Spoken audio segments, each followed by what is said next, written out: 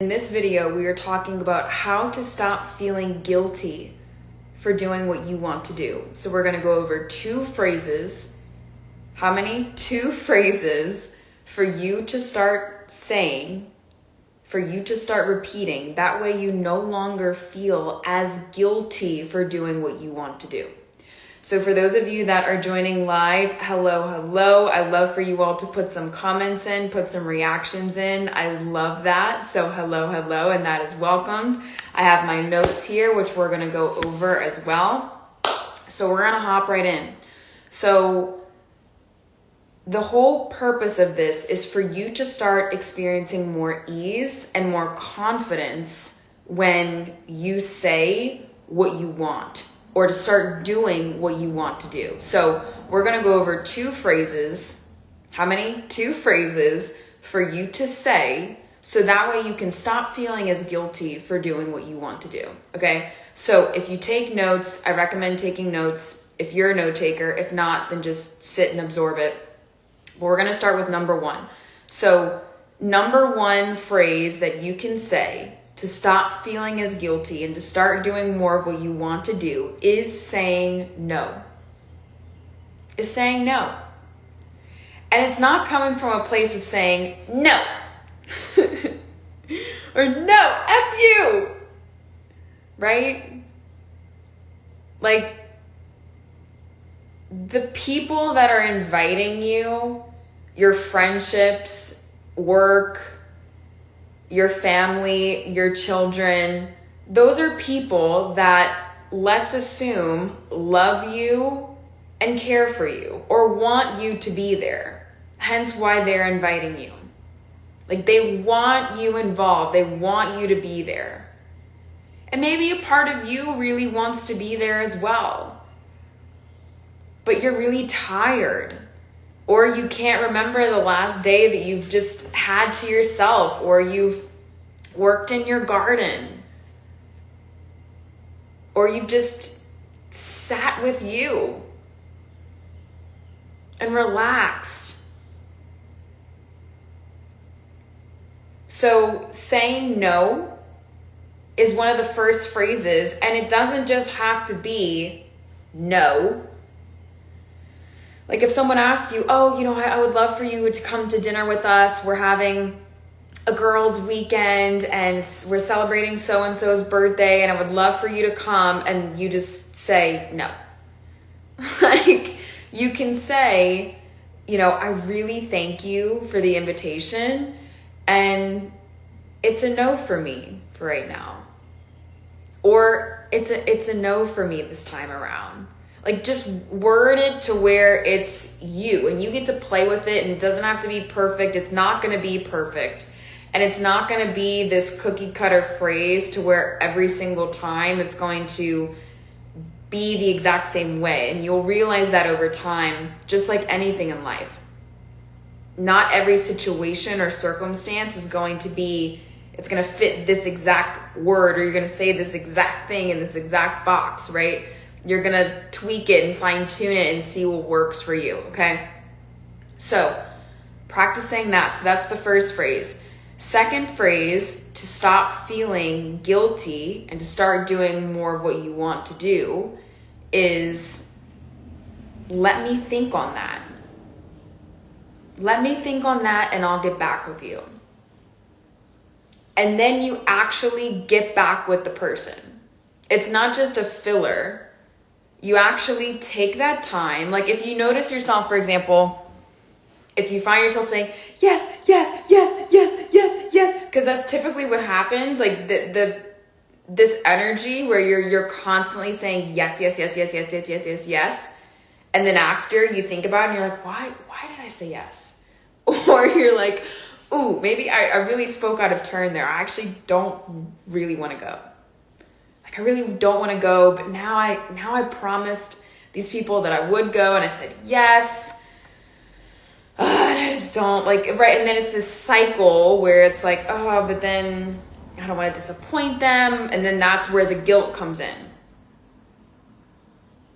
So, and you guys have probably seen this, or you've maybe seen this online, where it's not that you can't say no. And it's not that you can't say, let me think on that and I'll get back with you. Even though it can feel like torture, right? If you're so used to saying yes or putting other people's needs before your own, this will feel like absolute torture. I'm just gonna let you know. I'm just gonna let you know. And how do I know this? Because this was me. Consistently, I was the definition of a people pleaser, aka putting other people's needs above my own. I didn't even know my own needs was a definition. I did not even know that. Did not know that. And now I've come to a place to where saying no, or I don't really use the phrase, let me think on that and I'll get back with you, but saying no, for example, or tweaking it, it's more natural, it's more normal.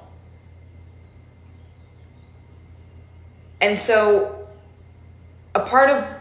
and I also want to say that I'm human, and this also came up for me the other day where I noticed myself saying yes, which I hadn't done in some time, and I said the phrase, let me think on that and I'll get back with you. And I'm glad I did that, and you will be glad that you did that, because when you think about it, or when you feel into it, most of the time you actually don't want to do it, or it just doesn't feel aligned for you. And so then you can have a conversation with that person and get back with them and say, hey, and share your answer there. So the whole point of this is that, and for those of you that are watching this live or watching this replay,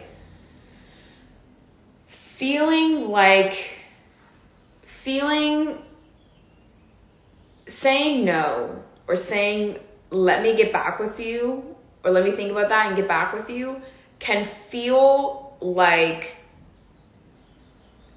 that is the absolutely scariest thing that I could do.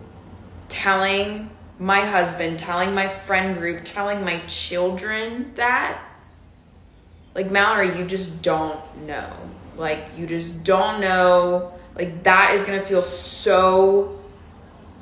I can't do that. Like, that feels so weird. It's gonna feel uncomfortable. It's going to feel awkward. It's going to feel like someone is literally taking your voice or chest or heart and just like grabbing it. It's going to feel uncomfortable. But that's the part that we don't want to feel. So again, it's not that you don't have the ability to say these things, because you have the ability to say no. You have the ability to say no in a kind manner, to where it's not like you're just being an open B word. You're being like, you're putting your own spin to it. You can say, no, thank you. Or, I really like, I guarantee you're probably really appreciative. Or, well, maybe if you consistently say yes, then you're exhausted. So you're going to be appreciative later on when you say no. But it's like saying, thank you for the invite, and it's a no for me. It's not that you can't say that. It's not that you can't say, let me think on that and I'll get back with you. It's that you don't want to feel the feeling of discomfort. You don't want to feel the feeling of rejection, and you don't want to feel the feeling of guilt.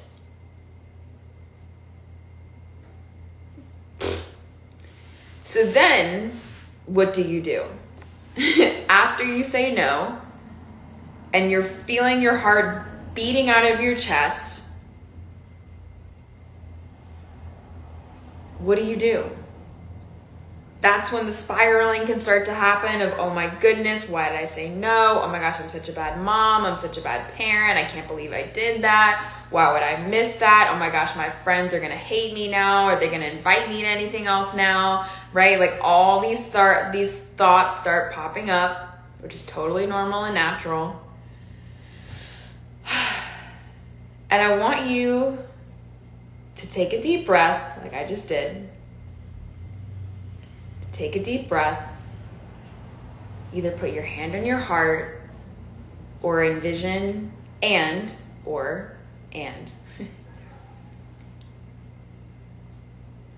Envision, so let's backtrack. After you say no or after you say, let me think about that. Envision, take a deep breath.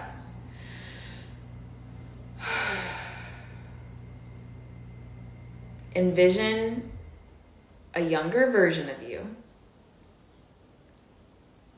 or envision yourself at any age, and imagine providing them with love.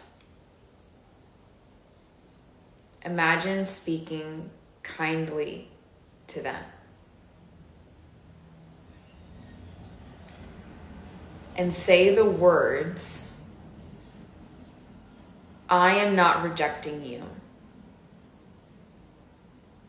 Or just even feel that feeling within you, that you've got you, that God's got you. And those two feelings of acceptance from yourself and from God are the best feelings in the world. And they're the ones that, whether we realize it or not, that we can crave the most.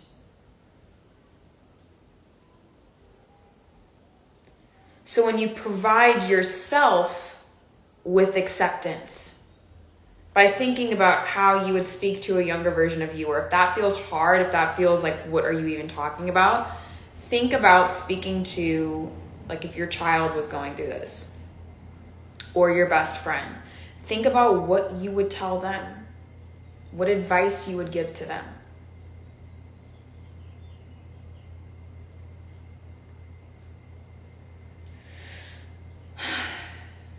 And when you breathe, this activates your parasympathetic nervous system.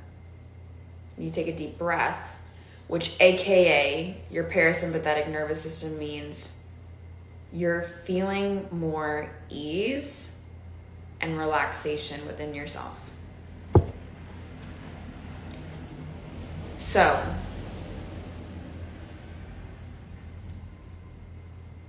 how to stop feeling guilty for doing what you want. Practice these two things, saying no and saying, let me think on that and I'll get back with you. Or no, thank you for the invite. I'm really thankful that you invited me, but just no thank you during this time. After you say that,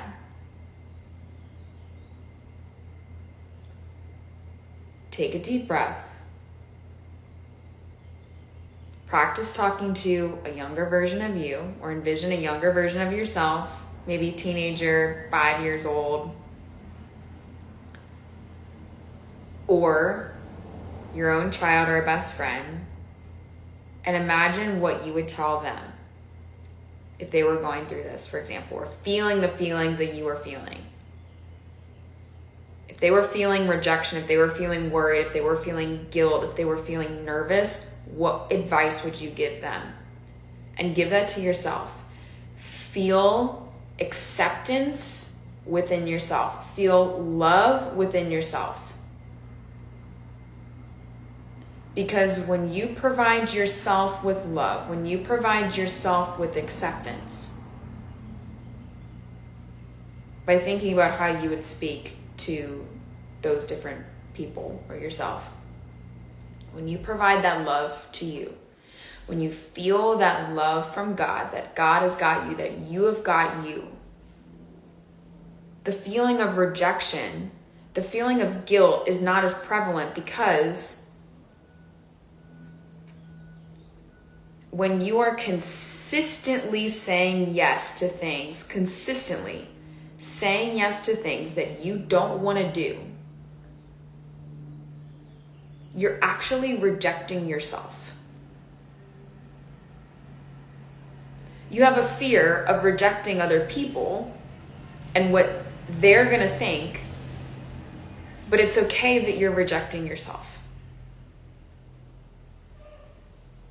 So I want you to think about, this is a little extreme, but think about, and I mean, there's so many nuances to this. Like, it's not, again, this cookie cutter thing of like, this is the perfect life or the perfect way to do this, right? Like, that's why I'm talking about more of an extreme of overly saying yes. Like, you have a difficult time of saying no.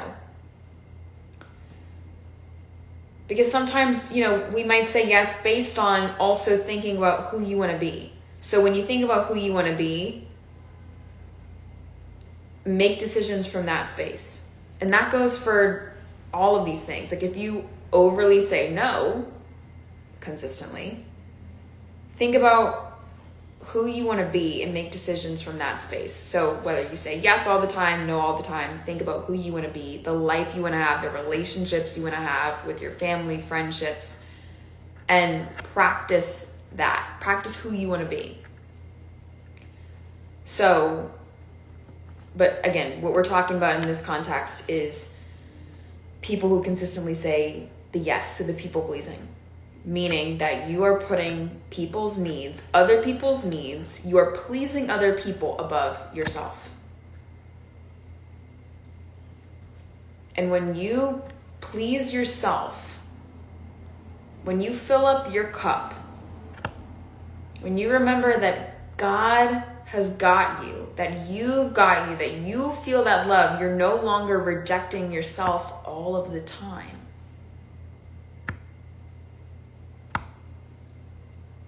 And then when you do say yes, when you're practicing in this way, it feels more open, it feels more expansive, that is what you want to do.